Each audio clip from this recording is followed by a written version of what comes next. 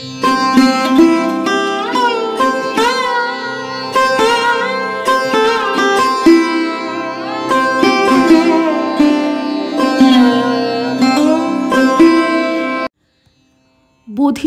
সেনগুপ্তের প্রবন্ধ নবরাত্রির নবদুর্গা ও শ্রী শ্রী মা থেকে নির্বাচিত অংশ। পত্রিকার ২০তম বর্ষ, চতুর্থ সংখ্যা। আশ্বিন এবং চৈত্র মাসের শুক্লা প্রতিপদ থেকে শুক্লা নবমী পর্যন্ত ৯টি পাবন তিথি নবরাত্রি নামে খ্যাত। এই পবিত্র নবরাত্রিতে দেবী দুর্গা তাঁর ৯টি বিচিত্র রূপে পূজিতা হন। এই ৯ দেবী নবদুর্গা নামে অভিহিত। ভারতবাসী পূজা অর্চনা, ব্রত, মন্দির ও বিগ্রহ দর্শন, উপবাস এবং উৎসবের মাধ্যমে অতি শ্রদ্ধা সহকারে নবরাত্রি পালন করে থাকে।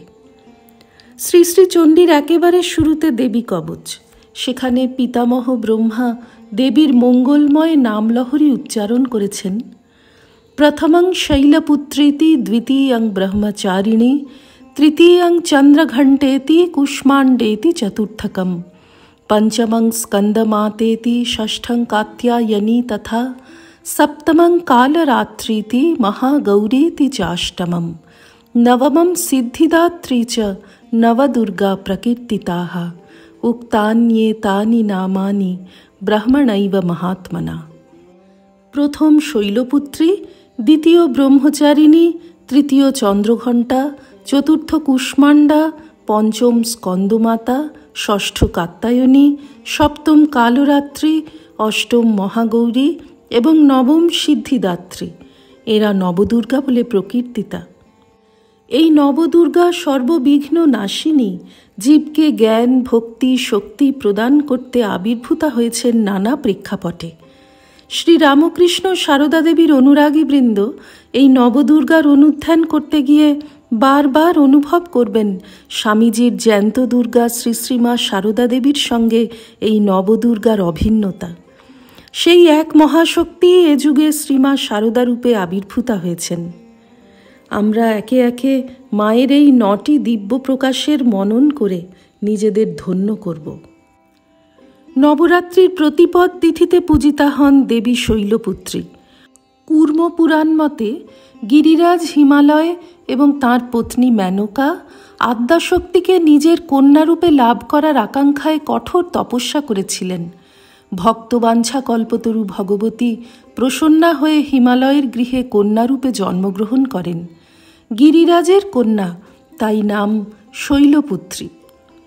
এবার কালের ধারা ধরে আমরা চলে আসি জয়রামবাটির রামচন্দ্র মুখোপাধ্যায় আর শ্যামা সুন্দরীর সংসারে। সেখানেও জগদম্বার আগমনের অনুরূপ প্রেক্ষাপট। শ্রী শ্রীমা নিজ মুখে বলেছেন, আমার বাপ মা বড় ভালো ছিলেন, বাবা বড় রামভক্ত ছিলেন, নৈষ্ঠিক, অন্য বর্ণের দান নিতেন না। মায়ের কত দয়া ছিল, লোকদের কত খাওয়াতেন, যত্ন করতেন, কত সরল। বাবা তামাক খেতে খুব ভালোবাসতেন, এমন সরল অমায়িক ছিলেন যে কেউ বাড়ির কাছ দিয়ে যেত ডেকে বসাতেন আর বলতেন, বসো ভাই, তামাক খাও। এই বলে নিজেই তামাক সেজে খাওয়াতেন। বাপ মায়ের তপস্যা না থাকলে কি ভগবান জন্ম নেয়? নিজের ভাগবতী স্বরূপ এবং তাঁর পিতামাতা যে ভগবতীকে কন্যারূপে লাভ করার উপযুক্ত ছিলেন, এ বিষয়ে শ্রী শ্রী মায়ের উক্তিটি স্পষ্ট নির্দেশ দেয়। একদিকে যেমন হিমালয় মেনকার তপস্যা রামচন্দ্র শ্যামাসুন্দরীর মাধ্যমে নবজীবন লাভ করেছে, তেমনি এক নতুন মাত্রাও পেয়েছে। শ্রী শ্রী মায়ের কথা অনুসরণ করে আমরা দেখতে পাই তাঁর পিতামাতার তপস্যার অভিনব অঙ্গগুলি: সরলতা, ঈশ্বর ভক্তি, অপরিগ্রাহিতা, দয়া, সেবা, যত্ন। এই সাত্ত্বিক তপস্যার ফলে এ যুগে এই দরিদ্র দম্পতির কোল আলো করে ভূতলে অতুলমণি শ্রী সারদা দেবীরূপে জগন্মাতার দেহধারণ। এবার দেখি স্বয়ং দেবতাদের কোন প্রয়োজনে এই শৈলপুত্রীর আবির্ভাব। দক্ষযজ্ঞে সতীর দেহত্যাগের পর তারকাসুরের অত্যাচারে ত্রিভুবন অতিষ্ঠ হয়ে ওঠে। পরাক্রান্ত দেবতাদের সেই মুহূর্তে প্রয়োজন এক মহাবলশালী সেনাপতির, যিনি হবেন শিবপুত্র, কারণ একমাত্র শিবপুত্রের হাতেই মৃত্যু হবে বলে তারকাসুর বরপ্রাপ্ত ছিল। দেবতারা মহামায়ার শরণাপন্ন হলেন। শিব শক্তি সংযুক্ত না হলে কোনো ক্রিয়াই সম্ভব নয়। শক্তি বিনা শিব সব। দেবতাদের কাতর আহ্বানে সাড়া দিয়ে বিপত্তারিণী দেবী ভগবতী হিমালয়ের কন্যা শৈলপুত্রী রূপে আবির্ভূতা হয়েছিলেন। তপস্যা করে মহাদেবকে তিনি পতিরূপে লাভ করেছিলেন। শিবশক্তির মিলনে কার্তিকেয়ের জন্ম। হরগৌরীর পুত্র মহাবলী দেবসেনাপতি কার্তিকের হাতে তারকাসুর নিহত হয়েছিল। এ যুগে শ্রীরামকৃষ্ণ ও শ্রী সারদা দেবীর মিলিত শক্তি সঞ্চারে শক্তিমান এবং উভয়ের কৃপাশীর্বাদে পুষ্ট হয়ে বিশ্বের রণক্ষেত্রে বীর সেনাপতি বিবেকানন্দের আগমন সম্ভব হয়েছে।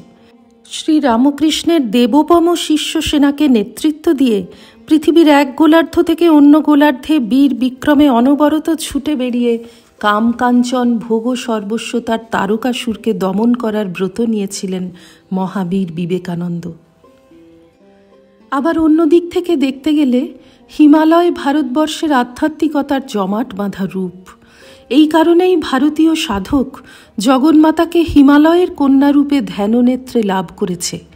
কন্যা যেমন পিতার প্রতিনিধি, তাঁর ভাব ও শক্তির ধারয়িত্রী, তেমনি দেবী শৈলপুত্রী ভারতের সনাতন আধ্যাত্মিকতার সচল বিগ্রহ। শ্রীরামকৃষ্ণ ভারতের 2000 বছরের আধ্যাত্মিক জীবনের ঘনীভূত মূর্তি। অতএব হিমালয়ের মতো শ্রীরামকৃষ্ণ ভারতের চিরন্তন সাধনা ও উপলব্ধির সমাধিঘন বিগ্রহ এবং শ্রী শ্রী মা সর্বতোভাবে তাঁর ভাবরাশির ধারয়িত্রী এবং সর্বশ্রেষ্ঠ প্রতিনিধি। সমাধিঘন শ্রীরামকৃষ্ণকে দৈনন্দিন জীবনচর্যার মধ্যে লীলার তরঙ্গে তরঙ্গায়িত করেছেন শ্রী শ্রী মা। দেবী শৈলপুত্রীর বন্দনায় আছে বন্দে বাঞ্ছিত লাভায় চন্দ্রার্ধকৃত শেখরাম বৃষারূঢ়াম শূলধরাম শৈলপুত্রীং যশস্বিনীম। দেবী শিবগেহিনী শিবময়ী বৃষারূঢ়া শূলধারিণী। দেবী ত্রিশূল তুলে জীবের সমস্ত বাধা বিঘ্ন দূর করেন। রামকৃষ্ণময়ী মা শারদা জ্ঞান ভক্তি কর্মের ত্রিশূল ধরে আছেন।